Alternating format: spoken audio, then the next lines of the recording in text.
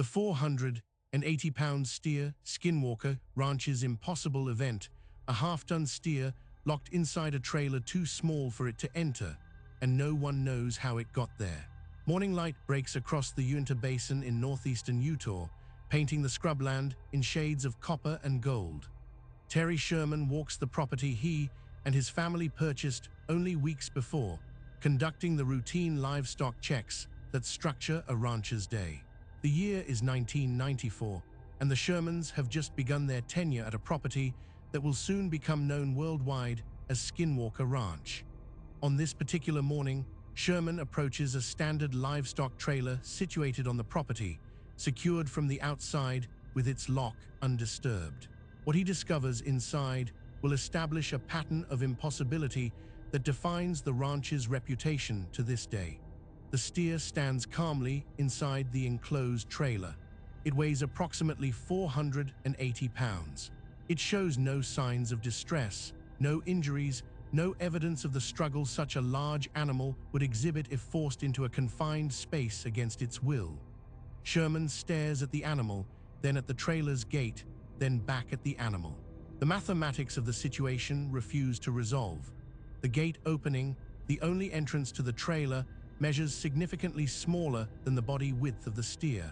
There exists no physical possibility, under conventional understanding of spatial relationships, for the animal to have entered the space it now occupies. Sherman examines the lock. It remains fastened exactly as he secured it the previous evening. No tampering marks scar the metal. No signs of forced entry disturb the trailer's exterior. The gate itself hangs properly on its hinges, showing no evidence of removal and replacement. The trailer's walls present no holes, no panels removed and replaced, no alternate entry points through which even a determined human could pass, much less a half-ton animal. The steer simply exists in a location it could not have reached through any known means. The rancher's mind cycles through explanations. Could the animal have been smaller when placed inside, then somehow grown overnight? Biological impossibility dismisses this theory immediately. Could the trailer have been assembled around the animal? The structure shows no signs of disassembly or recent construction. Could the lock have been picked, the animal forced through an opening too small for its body, then the lock refastened? The steer bears no injuries consistent with such compression, no broken bones, no abraded hide, no evidence of the trauma such an insertion would necessarily cause. Sherman measures the gate opening against the animal's dimensions. The disparity between the two measurements establishes an undeniable fact. This steer could not fit through this opening, not with coaxing, not with force, not with any conventional method of animal husbandry or physical manipulation. The laws of solid geometry, which govern the movement of three-dimensional objects through three-dimensional space, appear to have suspended themselves long enough for this animal to achieve its current impossible location. The steer itself seems unconcerned with the philosophical implications of its situation. It stands quietly, chewing cud, exhibiting the calm demeanor of an animal that has spent an unremarkable night in familiar surroundings. No stress hormones flood its system. No elevated heart rate suggests recent panic. The animal presents as though being locked inside a space too small to admit it represents the most natural circumstance in the world. This lack of distress in the animal strikes Sherman as almost more disturbing than the spatial impossibility itself. If someone had forced the steer through the opening through conventional means, however impossible such forcing might be, the animal would show evidence of trauma. It would shy from human contact. It would bear the psychological and physical scars of such an experience.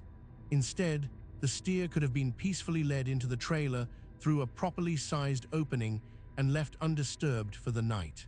Except no such opening exists. Sherman documents what he can. He records the measurements. He photographs the trailer, the gate, the lock, the steer. He examines every inch of the trailer's exterior and interior for evidence of how this situation came to be. The evidence reveals nothing because there appears to be nothing to reveal. The steer simply occupies the trailer. The trailer's entrance simply measures too small to have admitted the steer. These two facts exist simultaneously, contradicting each other with every moment of their coexistence. The rancher's practical mind, shaped by decades of agricultural work, rejects elaborate supernatural explanations in favor of solutions grounded in the physical world. But the physical world offers no solutions. Conventional animal husbandry provides no precedent. Standard explanations for livestock mysteries, theft, predation, animal illness, equipment failure, address none of the particulars of this situation. The steer has not been stolen, it has been impossibly relocated.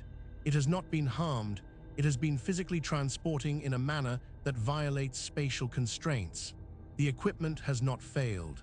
It has successfully secured something that should not exist within its boundaries.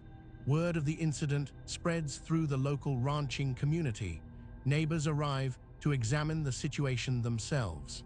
Each visitor performs the same ritual Sherman performed upon his discovery, examining the steer, measuring the gait, searching for the explanation that must exist somewhere in the physical arrangement of metal and animal. None find it. The impossibility remains stubbornly impossible regardless of how many practical, experienced ranchers apply their expertise to the problem. Eventually, Sherman removes the steer from the trailer through conventional means. The animal emerges as calmly as it presumably entered, showing no reluctance to pass through the gate opening that should have prevented its presence in the first place. The trailer returns to normal use. Life on the ranch continues. But the incident establishes something crucial in the Sherman family's understanding of their new property. The rules they believed governed physical reality do not consistently apply here. Years later, documentary journalist George Knapp documents the steer incident through extensive interviews with Terry Sherman. Knapp, investigating the ranch's anomalous phenomena for what will eventually become the book Hunt for the Skinwalker, recognizes the event's significance precisely because of its simplicity. More elaborate Skinwalker Ranch incidents involve lights in the sky, strange creatures, technological equipment failures, phenomena that, while unexplained, involve enough variables that skeptics can propose alternative explanations. The steer incident offers no such refuge. An animal existed in a space it could not have entered. The mathematics are simple. The impossibility is absolute. The incident becomes emblematic of Skinwalker Ranch's particular brand of high strangeness. Not dramatic, not theatrical, not designed to convince skeptics or convert believers. Simply impossible. The event requires no exotic technology to explain, no supernatural creatures to blame, no elaborate staging to accomplish.